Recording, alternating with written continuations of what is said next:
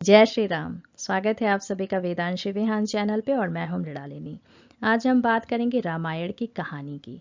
हम सभी जान रहे हैं कि अभी 22 जनवरी को अयोध्या में मंदिर में श्री रामलला की मूर्ति को विराजमान किया जाना है। पर मुझे लगा कि अयोध्या मंदिर पर बात करने के पहले हमें श्री राम के व्यक्तित्व को समझना ज़रूरी है। रामायण की कहानी का हमें पता होना ज़रूरी है।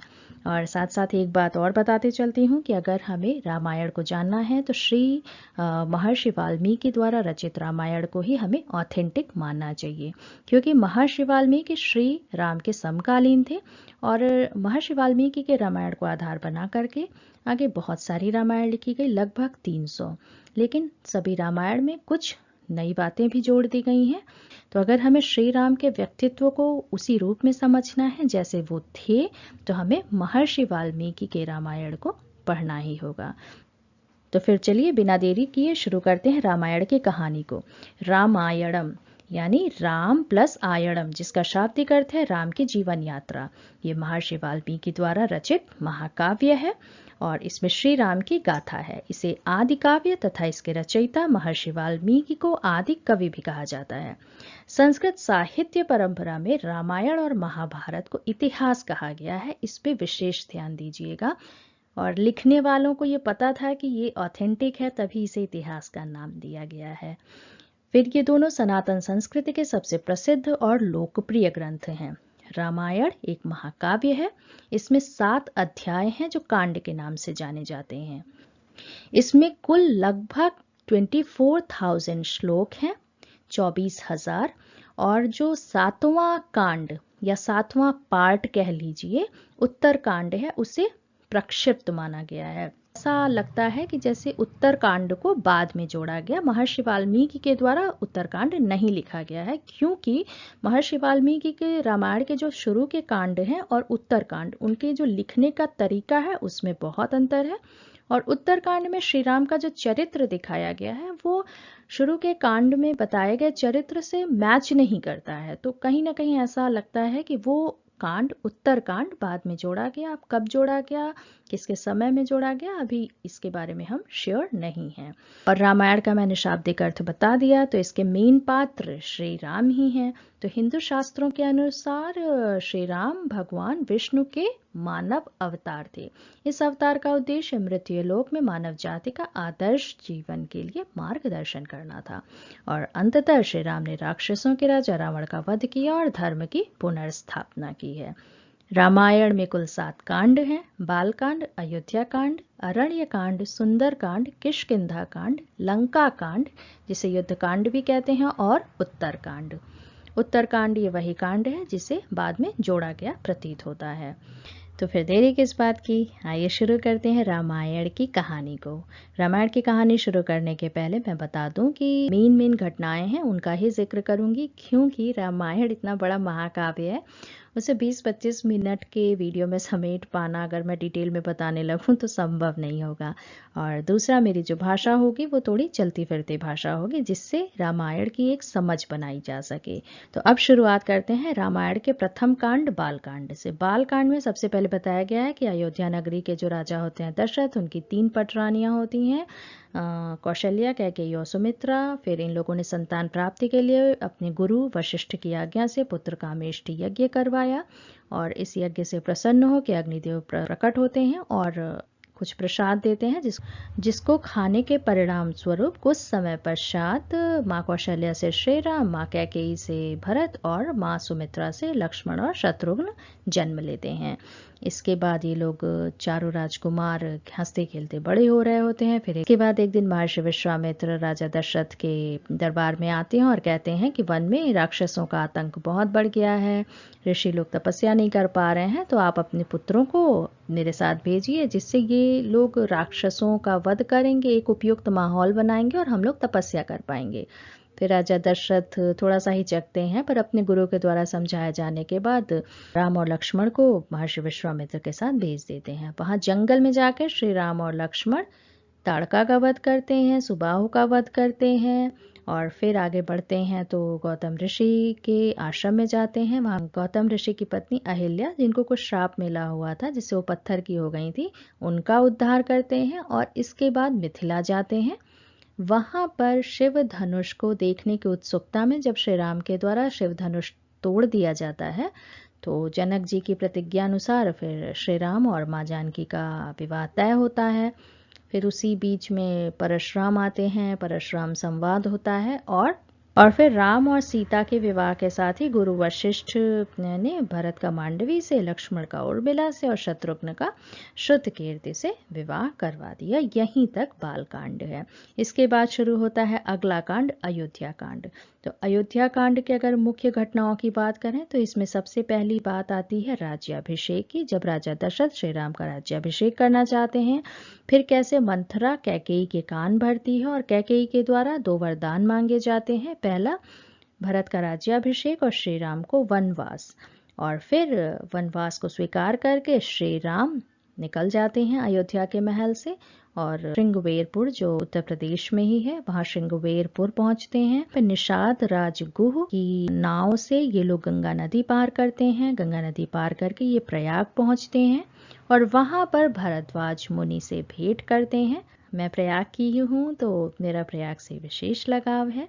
और वहाँ भेंट करने के बाद फिर यमुना स्नान करते हैं और वाल्मीकि ऋषि के आश्रम पहुँचते हैं और वाल्मीकि जी से विचार विमर्श करके ये चित्रकूट में निवास करने लगते हैं।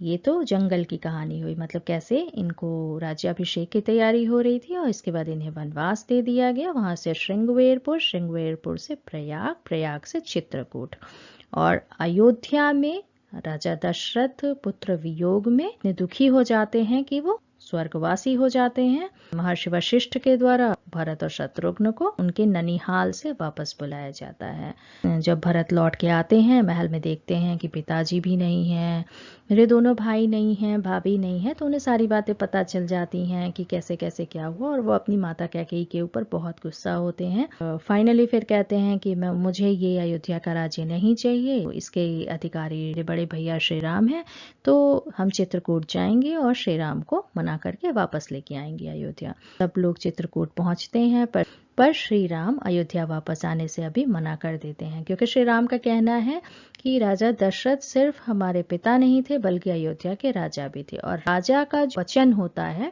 वह उसको मानना राजधर्म होता है, तो मैं राजधर्म का पालन करूंगा।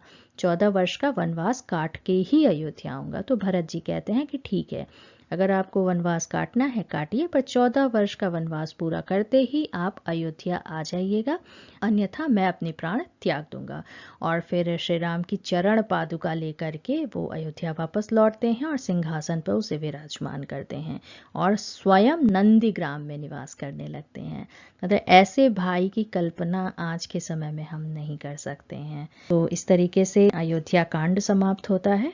फिर शुरुआत होती है अरण्य कांड की। हमने देखा कि अयोध्या कांड में श्री राम चित्रकूट में निवास कर रहे हैं। अब अरण्य कांड में ये चित्रकूट से निकलते हैं आगे, तो अत्रि ऋषि के आश्रम में पहुंचते हैं और यहीं पर अत्रि ऋषि की पत्नी माता अनुसुईया के द्वारा माता सीता को कुछ दिव्य वस्त्र दिए जाते हैं जो कभी भी मैले नहीं होते हैं और साथ ही पत्नी धर्म की शिक्षा भी दी जाती है। और यहाँ से फिर ये लोग आगे बढ़ते हैं, वहाँ शरभंग मुनि से भेंट होती है। थोड़ा और आगे बढ़ते हैं तो जगह जगह पे हड्डियों का ढेर दिखाई पड़ता है श्री राम को। तो उत्सुकतावश ये बाकी ऋषि मुनियों से पूछते हैं कि ये क्या चीज़ है। तो वो लोग जवाब देते हैं कि यहाँ राक्षसों का आतंक कितना ज़्यादा है और ये जो हड्डियाँ दिखाई दे रही हैं ये राक्षसों ने जिन ऋषि मुनियों को खा लिया है उनकी हड्डियाँ हैं। तो इस पे श्री राम एकदम क्रोधित हो जाते हैं और वो प्रतिज्ञा करते हैं कि समस्त राक्षसों का वध करके पृथ्वी को राक्षस विहीन कर देंगे। और फिर वो आगे बढ़ते हैं, तीक्ष्ण मुनि, अगस्त्य मुनि आदि ऋषियों से भेंट करते हुए दंडक वन में प्रवेश करते हैं। दंडक वन जिसे दंडकारण्य भी कहा जाता है। और अपने 14 वर्ष के वनवास में बताते हैं कि श्री राम ने 10 वर्ष दंडकारण्य में ही बिताए थे। दंडकारण्य में आज के छत्तीसगढ़ का जो दक्षिणी भाग है जिसे बस्तर के नाम से जाना जाता है, तेलंगाना, आंध्र प्रदेश, महाराष्ट्र और उड़ीसा के भी कुछ भाग आते हैं। और दंडकारण्य में ही श्री राम की मुलाकात जटायु से होती है। जटायु जो गिद्ध थे और जब रावण सीता जी का हरण करके ले जा रहा था तो सबसे पहले जटायु ने ही देखा था और जटायु का वध कर दिया था रावण ने। और यहीं पर राम ने पंचवटी को अपना निवास स्थान बनाया था। आज की डेट में पंचवटी महाराष्ट्र में आता है। फिर पंचवटी में ही शूर्पणखा आती है। शूर्पणखा श्री राम से शादी के लिए प्रपोज करती है। फिर श्री राम कहते हैं मेरे साथ तो मेरी पत्नी है। लक्ष्मण की ओर इशारा करके कहते हैं कि उनकी पत्नी नहीं आई है, आप वहाँ चले जाओ। मतलब ये लोग थोड़ा सा हंसी मजाक कर रहे होते हैं, पर शूर्पणखा को गुस्सा आ जाता है। शूर्पणखा को लगता है सीता जी के लिए ये स्त्री है इन लोग के साथ, तभी मुझसे ये शादी नहीं कर रहे हैं। अगर यही नहीं होगी तो राम मुझसे शादी कर लेंगे। फिर वो सीता जी के ऊपर झपटती है। जब वो ऐसा करती है तब लक्ष्मण जी को गुस्सा आता है और उन्होंने शूर्पणखा की नाक काट दी। अब शूर्पणखा की नाक कटी तो उसे बहुत गुस्सा आता है। अपनी बेइज्जती का बदला वो कैसे ले, तो वो खरदूषण के पास जाती है। शूर्पणखा रावण की बहन है, तो खरदूषण भी रावण के भाई हैं। खरदूषण आते हैं, श्री राम और लक्ष्मण के साथ युद्ध होता है, पर वो मार दिए जाते हैं। अब शूर्पणखा क्या करे, तो वो जाती है रावण के पास। मतलब रावण से अगर वो कहेगी कि मैं गई थी शादी का प्रपोजल लेकर के, फिर उन्होंने मेरी नाक काट दी, तो रावण इतना अच्छा भाई नहीं है कि वो शूर्पणखा के लिए लड़ने चला आएगा। तो फिर शूर्पणखा ये गेम प्लान बनाती है कि वो रावण से जा कर के कहती है कि मैंने वन में अभी एक बहुत सुंदर स्त्री को देखा, क्योंकि वो रावण की कमजोरी जानती है। वाल्मीकि रामायण में स्पष्ट रूप से बताया गया है कि रावण चरित्र का अच्छा इंसान नहीं था, और शूर्पणखा अपने भाई की इस कमजोरी को अच्छे से जानती थी कि अगर मैं अपने भाई को इस तरीके से बताऊंगी तो पक्का मेरा भाई रावण सीता जी को पाने के लिए पूरी कोशिश करेगा और सीता जी को हथिया भी लेगा। तो फिर मेरे रास्ते का कांटा साफ हो जाएगा और मेरी बेइज्जती का बदला भी ले लिया जाएगा। तो इस तरीके से वो रावण को जाकर के अलग ही स्टोरी सुनाती है। वो कहती है कि मैं जंगल में घूम रही थी, वहां मैंने एक बहुत सुंदर स्त्री को देखा, मैंने उसको उठाना चाहा आपके लिए, लेकिन वहाँ पे जो दो युवक थे उन्होंने मेरी नाक काट दी। अब रावण के अंदर गुस्सा आता है। दूसरा, अब इतनी वो तारीफ कर देती है शूर्पणखा सीता जी की कि रावण के अंदर होता है कि कितनी सुंदर स्त्री है, अब तो वो मुझे चाहिए। और फिर रावण एक तैयार करता है कॉन्स्पिरेंसी या षड्यंत्र कह सकते हैं, कि वो मारीच को सोने का हिरन बना करके भेजता है। अब सोने का हिरन देख करके माँ सीता के मन में आता है कि अरे वाह कितना सुंदर हिरन है। फिर वो श्री राम से उसकी डिमांड करती हैं। श्री राम जाते हैं हिरन के पीछे, फिर मारीच का वध भी कर देते हैं, लेकिन मारीच मरने के पहले ही हा राम बोल देता है। और अब माता सीता को लगता है कि श्री राम मुसीबत में हैं, वो लक्ष्मण को भेजती हैं मदद के लिए। लक्ष्मण इतनी आसानी से जाते नहीं है। उन्हें लगता है कि ये कोई षड्यंत्र है, ऐसा हो नहीं सकता कि श्री राम को कोई मार देगा इतनी आसानी से। पर माँ सीता इतनी घबरा जाती हैं कि बहुत कड़वे वचन भी बोल देती हैं लक्ष्मण जी से। और लास्ट में फिर लक्ष्मण जी चले जाते हैं श्री राम को बचाने के लिए, और इधर रावण इसी मौके की तलाश में रहता है। जैसे ही लक्ष्मण जी निकलते हैं आश्रम से, वो सन्यासी का वेश बना के आता है और माँ सीता को अपहरण कर लेता है। और फिर श्री राम और लक्ष्मण जब मारीच को मार करके वापस आश्रम में आते हैं और देखते हैं यहाँ पे तो सीता जी हैं ही नहीं, तो एकदम परेशान हो जाते हैं, दुखी हो जाते हैं, रोने लगते हैं। क्यों? वाल्मीकि रामायण में श्री राम की तरफ से कई बार ये कहा गया है कि मेरे प्राणों से भी प्रिय सीता है मेरे लिए। इस तरीके से श्री राम बिल्कुल बेचैन हो जाते हैं। नदी, पहाड़, पर्वत, पशु पक्षी सबसे पूछने लगते हैं कि क्या आपने मेरी सीता को देखा, क्या आपने मेरी सीता को देखा। इवन जो कदम्ब का वृक्ष होता है वो माँ सीता को बहुत प्रिय है। तो श्री राम कहते हैं कि क्या तुमने सीता को देखा। फिर कदम का वृक्ष कैसे बोलेगा, पेड़ तो बोल नहीं सकता। तो इतना वो गुस्सा हो जाते हैं कि बोलते हैं अगर नहीं बताएगी तो फिर मैं पूरा समूल नाश कर दूंगा तुम लोगों का। मतलब वो इतना व्याकुल हो जाते हैं। फिर इस पे लक्ष्मण जी उस समय उनको समझाते हैं, संभालते हैं।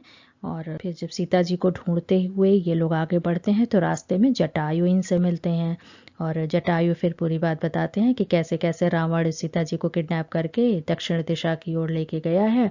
मैंने बहुत कोशिश की पर मैं उन्हें बचा नहीं पाया। सीता जी की खोज में वो अंदर घनी जंगल की ओर आगे बढ़ने लगते हैं। और उसी क्रम में वहां पे शबरी के आश्रम में पहुंचते हैं, जहाँ शबरी ने श्री राम को बेर खिलाए थे। यहीं पर ये अरण्य कांड समाप्त होता है सीता जी की खोज करते हुए। और फिर अगला कांड आता है किष्किंधा कांड। किष्किंधा कांड की बात करें तो इसमें श्री राम ऋष्यमूक पर्वत के पास आ गए थे। ऋष्यमूक पर्वत आज की डेट में कर्नाटका में है। वहाँ आसपास पंपा नदी भी बहती हैं। और फिर ऋष्यमूक पर्वत पर सुग्रीव रहते थे। सुग्रीव जो बाली का भाई था, बाली को ऐसा कुछ श्राप था कि वो ऋष्यमूक पर्वत पर नहीं जा सकता था। तो और सुग्रीव के जो मंत्री लोग थे उनमें हनुमान जी भी थे। फिर सुग्रीव को जब पता चला कि 2 नए युवक हैं जो जंगल में घूम रहे हैं, तो सुग्रीव डर गया। उसे लगा कहीं बाली ने तो नहीं मारने के लिए भेजा। फिर हनुमान जी को भेजते हैं सुग्रीव कि जाओ पता लगा के आओ ये दोनों कौन हैं। हनुमान जी भी बड़ी चालाकी से आते हैं और इन श्री राम और लक्ष्मण की खूब तारीफ पे तारीफ किए जाते हैं कि आप तो बहुत बाहुबली, शक्तिशाली, तेजस्वी दिख रहे हैं, आप लोग कौन हैं, कहाँ से आए हैं। पर इतनी तारीफ सुनने के बाद भी श्री राम और लक्ष्मण जान रहे होते हैं कि कोई तो है ये जो हमारा भेद लेना चाहता है, ये कुछ नहीं बोलते। फिर हनुमान जी को लगता है कि ऐसे बात नहीं बनेगी, मुझे खुद अपना परिचय पहले देना पड़ेगा। और फिर हनुमान जी बताते हैं कि ऋषिमुख पर्वत पे सुग्रीव रहते हैं, हम उनके मंत्री हैं, और कैसे उनके भाई बाली ने उनके साथ ज्यादती की है, उनकी राज्य पे भी कब्जा कर लिया, उनकी पत्नी को भी रख लिया है। और इस तरीके से सुग्रीव जी के पास लेके जाते हैं। तो श्री राम और सुग्रीव में दोस्ती हो जाती है, क्योंकि इधर श्री राम भी अपनी पत्नी को ढूंढ रहे हैं और उधर सुग्रीव के साथ भी अन्याय हुआ है। तो श्री राम कहते हैं कि चिंता मत करो, हमारे द्वारा बाली का वध किया जाएगा और राज्य और आपकी पत्नी दोनों आपको वापस किए जाएंगे। फिर सुग्रीव भी कहते हैं कि माँ जानकी को ढूंढने में मैं आपकी पूरी सहायता करूंगा। इस तरीके से श्री राम के द्वारा अपना वचन पूरा किया जाता है। बाली का वध करके किष्किंधा राज्य का राजा बनाया जाता है को, और बाली के पुत्र अंगद को युवराज का पद दे दिया गया। लेकिन राज्य की सुख सुविधा के मिलते ही सुग्रीव भूल जाता है कि उसने भी किसी को वचन दिया है। और वर्षा ऋतु बीत गई, शरद ऋतु बीत गई, वो आराम से अपने भोग विलास में लिप्त हो जाता है इधर। और फिर श्री राम के द्वारा सुग्रीव को मैसेज कराया जाता है कि जाके बोल दो कि अगर आप वचन देंगे और उससे मुकरेंगे तो ये मतलब गलत बात होती है, और अगर हम दूसरों को पनिशमेंट दे सकते हैं तो आपको भी पनिशमेंट दे सकते हैं। और ऐसा सुनने के बाद फिर सुग्रीव को एहसास होता है कि हाँ उसने तो गलत किया है, उसे तो श्री राम की मदद करनी है। इसके बाद सुग्रीव अपनी पूरी सेना को माँ जानकी को ढूंढने के लिए चारों दिशाओं में भेज देता है। वाल्मीकि रामायण में जैसा लिखा गया है उसके हिसाब से अगर माने तो आज के समय में इंडोनेशिया और साउथ अमेरिका का जो पेरू है, वहाँ पे एक कहते हैं पहाड़ भी है जिसपे एक यज्ञ वेदी और ध्वज पताका बनी हुई है, जिसका जिक्र वाल्मीकि रामायण में है। तो इस तरीके से वाल्मीकि रामायण में कहा गया है कि उसने चारों दिशाओं में अपनी सेना को भेज दिया। और इसी क्रम में फिर एक जगह वानर सेना को संपाति मिलते हैं। संपाति जो जटायु के भाई हैं। संपाति ने फिर वानरों को बताया कि रावण ने सीता को लंका अशोक वाटिका में रखा है। लंका और उस समय जो भारत, दोनों के बीच में तो समुद्र है। अब इतना बड़ा समुद्र क्रॉस करके जाए कौन पता लगाने। तो फिर जामवंत जी होते हैं, वो हनुमान को समुद्र लांघने के लिए उत्साहित करते हैं। हनुमान जी को याद दिलाते हैं कि आप ये मत समझो कि आप साधारण वानर हो, आप वो वानर हो जो भूख लगने पर सूर्य को निगल गया था, वो भी उड़ के गए थे सूर्य तक, तो आप उड़ सकते हैं। इस तरीके से उनको उनकी ताकत का एहसास दिलाते हैं। और फिर हनुमान जी आगे जो कार्य करते हैं उसका वर्णन अगले कांड में है। यहीं पर किष्किंधा कांड समाप्त होता है और फिर कहानी शुरू होती है सुंदर कांड की। इसमें जब हनुमान जी समुद्र को क्रॉस करके पूरा और लंका में पहुंचते हैं तो वहां पे सबसे पहले सूरसा ने हनुमान जी की परीक्षा ली। उसके बाद फिर लंकिनी का वध किया जाता है हनुमान जी के द्वारा। लंकिनी लंका की रक्षा करती थी। और फिर लंका में घुस करके हनुमान जी विभीषण से मिलते हैं। विभीषण से अशोक वाटिका का पता पूछ करके वहां जाते हैं और वहां पे देखते हैं कि रावण सीता जी को धमका रहा था। लेकिन रावण के चले जाने के बाद त्रिजटा ने सीता जी को सांत्वना दी और फिर एकांत होने पर हनुमान जी सीता माता से भेंट करके उन्हें राम की मुद्रिका देते हैं।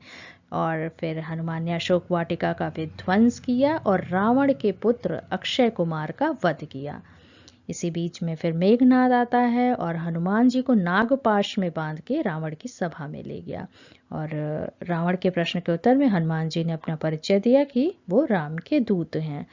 और फिर इतने में भाई राक्षसों से कैसे बुद्धि की उम्मीद की जा सकती है। रावण ने हनुमान की पूंछ में तेल में डूबा हुआ कपड़ा बांधकर आग लगाने का आदेश दे दिया और हनुमान ने उसी से लंका का दहन कर दिया। लंका दहन करने के बाद हनुमान जी वापस से सीता माँ के पास पहुंचते हैं और कहते हैं कि आप ऐसी कोई निशानी दे दो जिससे मैं श्री राम के पास जाकर के ये बता सकूं कि मैं माँ सीता से मिल के आया हूँ। फिर सीता जी ने अपनी चूड़ामणि देकर उन्हें विदा किया और वे वापस समुद्र पार आकर के सभी वानरों से मिलते हैं और हनुमान जी के कार्य से राम बहुत प्रसन्न हुए और राम जी वानरों की सेना के साथ समुद्र तट पर पहुंचे, क्योंकि अब वो लोकेशन ट्रेस हो चुकी थी कि कहाँ पे माँ सीता रखी गई हैं। उधर विभीषण ने रावण को समझाया कि राम से बैर ना ले। इस पर रावण ने विभीषण को अपमानित कर लंका से निकाल दिया। फिर विभीषण भी राम की शरण में आ गया और राम ने उसे लंका का राजा घोषित कर दिया। श्री राम ने समुद्र से रास्ता देने की विनती की, पर कई दिनों तक विनती करने के बाद भी समुद्र उसकी लहरें थोड़ी सी भी कम नहीं हुई।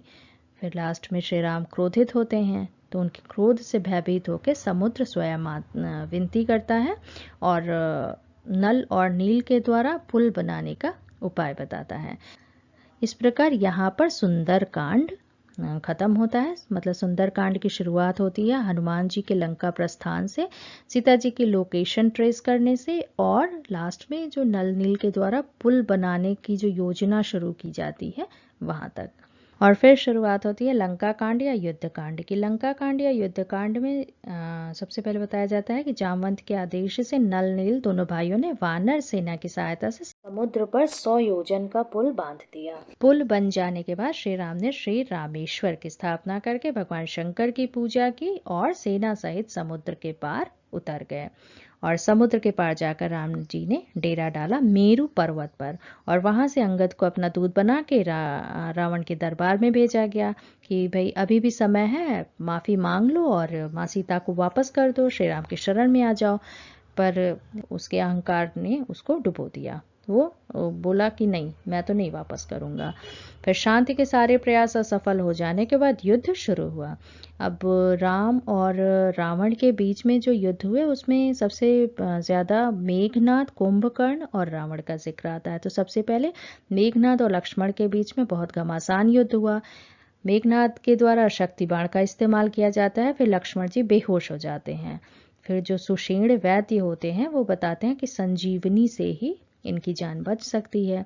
अब संजीवनी लाने की जिम्मेदारी हनुमान जी को दी जाती है। इधर रावण को पता चलता है तो वो काल नेमी राक्षस को भेजता है कि हनुमान जी को ऐसा मिसलीड करो, बीच में कंफ्यूज कर दो कि वो संजीवनी समय रहते न ला पाए। लेकिन हनुमान जी फिर काल नेमी को पहचान जाते हैं और उसका वध कर देते हैं। और अब संजीवनी औषधि पहचान नहीं पा रहे हनुमान जी, तो इसलिए उन्होंने पूरे पर्वत को ही उठा लिया और लेकर के आ गए।